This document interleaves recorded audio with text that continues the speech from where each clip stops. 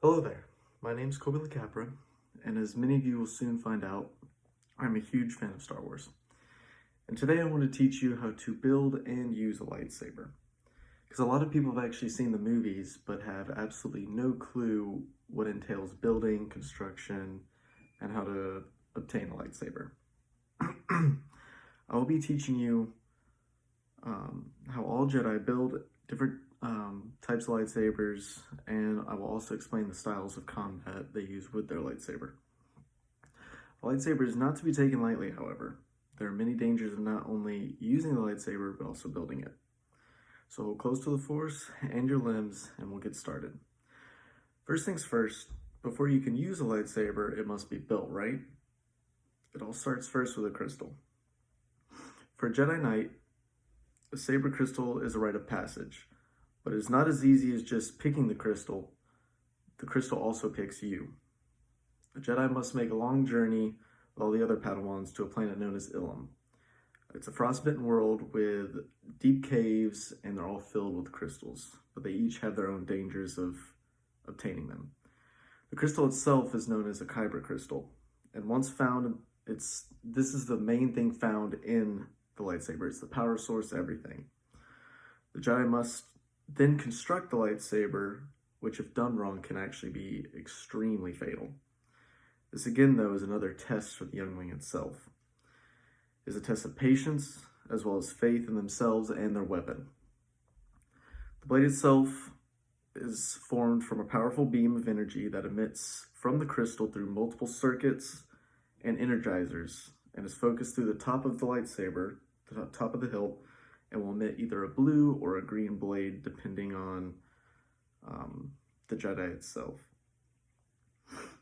Of course, once you have the lightsaber, it's useless unless you actually know how to use it.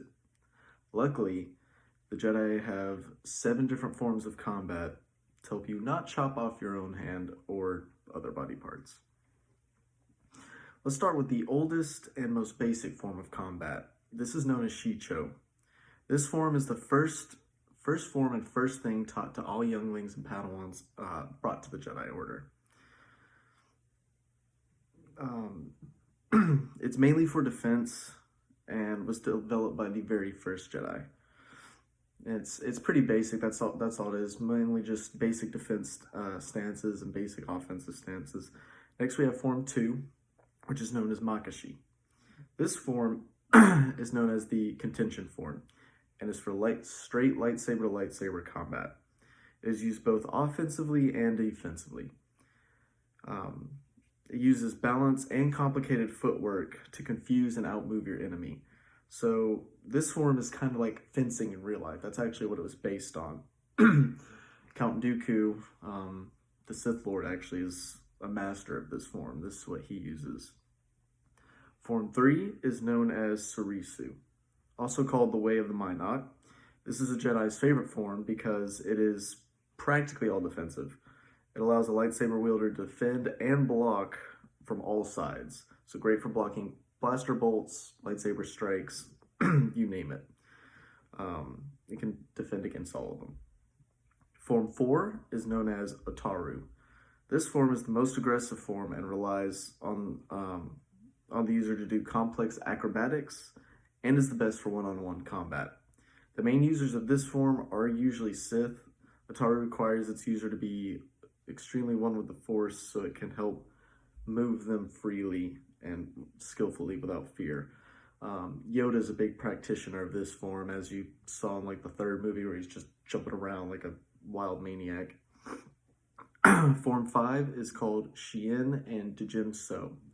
This was created to use your enemy's attacks against them by combining offensive and defensive type moves. This form allows the user to counter-strike a lot more easily.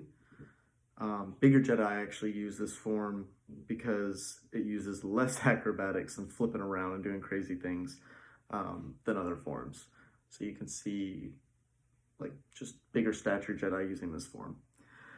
The next form is called the Way of the Rancor, or Form 6 9-Man.